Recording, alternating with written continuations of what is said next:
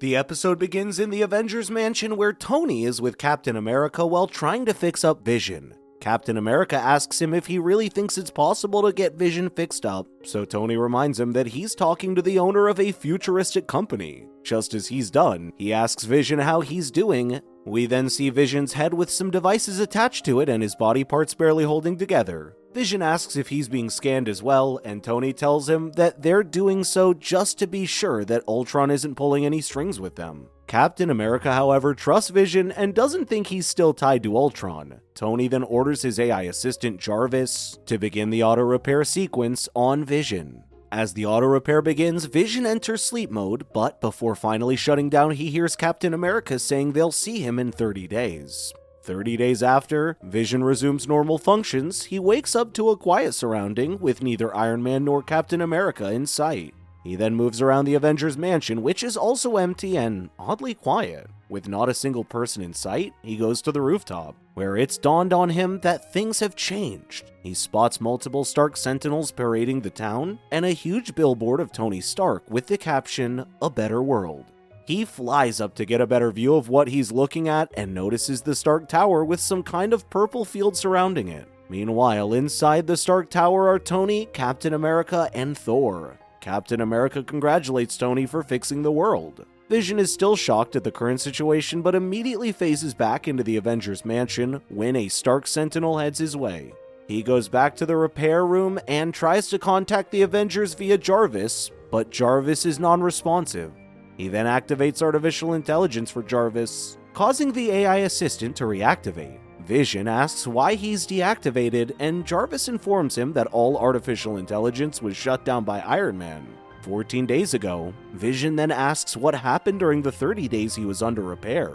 Jarvis replies that 25 days ago, Tony designed and launched a satellite used to generate and transmit free energy to the world, and 23 days ago, Tony addressed the United Nations and got them to disband, leaving Stark in charge, and within a week, Tony distributed the Stark Sentinels alongside the Avengers all over the world. Vision then asks where the Avengers currently are, so Jarvis tells him their locations via the continents. However, Vision wants to know the Avengers that are currently in New York City. Jarvis then tells him that Thor is currently Iron Man's bodyguard, Hawkeye oversees the Stark Sentinels, and that Captain America is behind him. Sadly, Vision is unable to process the info fast enough to dodge Captain America. Captain America then starts attacking him, quoting that the use of artificial intelligence and entry into the Avengers mansion is against the law. Vision is confused and asks Captain America why he's doing this, but Captain America continues to attack him, claiming he's following orders. Vision then manages to get a hold of Captain America. After using visual and audio transmissions, he orders Jarvis to project his memories for Captain America. After watching himself talk about fighting for the Avengers and Earth, Captain America snapped out of whatever trance he's in. Just then, they are attacked by the Stark Sentinels, asking Vision to surrender. But just as they are about to attack, Captain America intercepts, saying they'll have to stop Stark before they surrender. Meanwhile, Vision and Captain America are being watched by Tony, Thor, and a third party, Purple Man, who is revealed to be the mastermind behind everything. Back in the Avengers mansion, Captain America and Vision battle the Stark Sentinels. After successfully taking them down, Jarvis tries to warn them about more incoming Stark Sentinels, but encounters an error. Vision then uploads Jarvis to his mainframe before escaping with Captain America.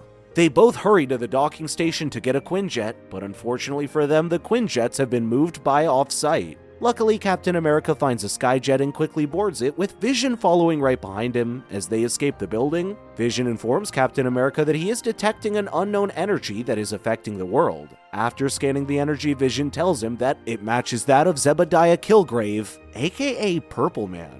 When Captain America recalls that 30 days ago, when Tony was fixing Vision, an alert came in from Purple Man, who was later apprehended and handed over to S.H.I.E.L.D., apparently not for long. Jarvis then continues, saying that 6 hours after Purple Man escaped, Pepper Potts ordered all visuals and audios in the tower to shut down with claims that Iron Man had a guest. The guest turned out to be Purple Man, who took over Tony and got him to build the satellite so he could distribute his energy and gain control of the wills of the people of Earth. Captain America then points out that the problem they're facing is coming from the Stark Tower. Meanwhile, inside the Stark Tower, Purple Man is infuriated at Tony for letting Captain America and Vision escape. He orders Tony to find them and compels Tony to order Hawkeye and Miss Marvel to destroy Captain America and Vision.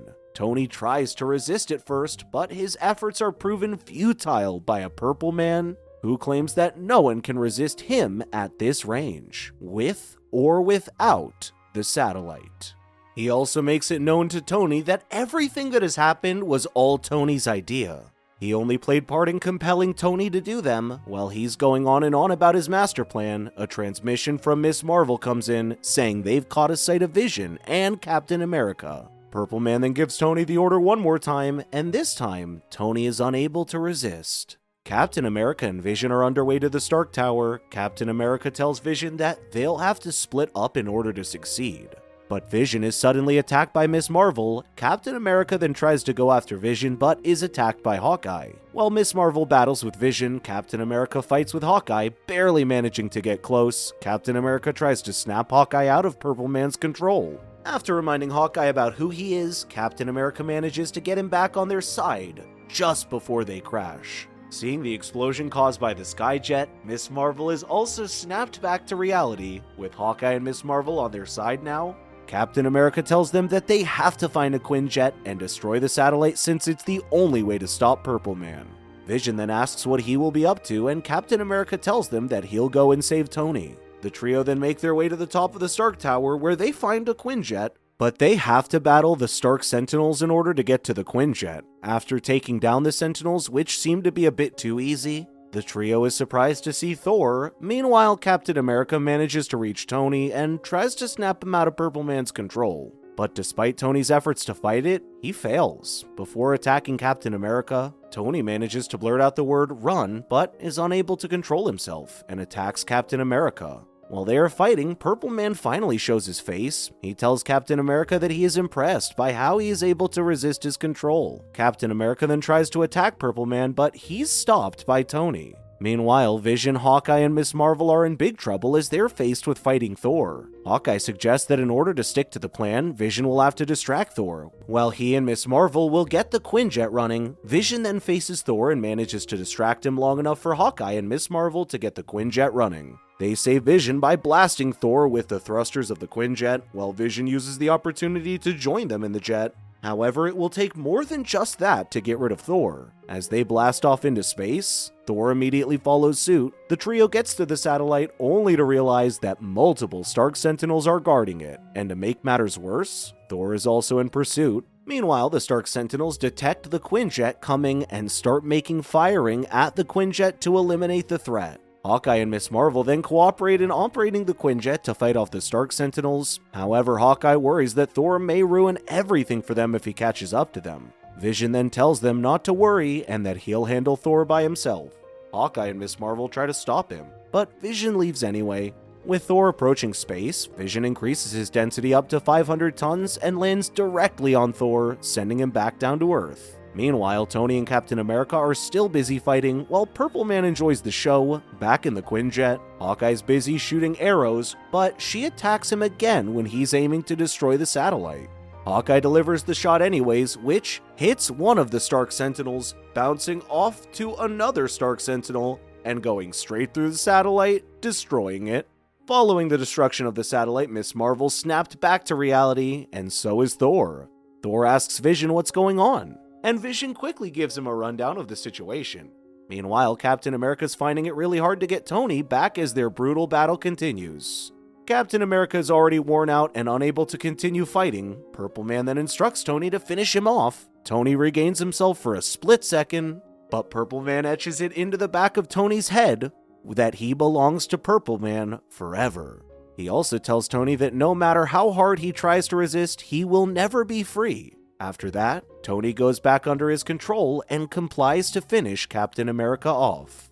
Just then, all artificial intelligence is reactivated by Vision, causing Tony to gain control of his armor and himself once again. He then quickly turns around and fires the blast at Purple Man. Seeing that he has lost this battle, a Purple Man tries to escape but is attacked by Thor, who tells him that he has made a grave mistake. Purple Man then tries running but is stopped by Iron Man. He begs for them to spare him, but Iron Man flicks him away. The following day, we see Tony and Captain America watching the billboard get taken down. Tony tells Captain America that it'll take time, but he'll try and put things back the way it was. He also tells Captain America with sadness that ever since he became Iron Man, he has tried to make sure that the weapons he creates don't fall into the wrong hands, yet he was used as a weapon by Purple Man. Captain America then comforts him, saying that the world knows it was Purple Man's doing and that everyone was under his control, so it's not Tony's fault. But Tony is devastated that everyone except him could not resist Purple Man, and that the ideas that Purple Man made him bring to life were just the ideas in one edge of his futuristic reasoning. However, Captain America tells him that he believes that the future Tony has in mind is nothing like what Purple Man made him do. He also tells Tony that he believes Tony has been fighting Purple Man all along, or else he wouldn't have sent him after Vision in the first place. He then finally consoles Tony by telling him that he believes in him. The end. Thank you for watching. Please check out these other videos and make sure to subscribe and tap that bell icon to be notified about our latest content. We'll see you next time.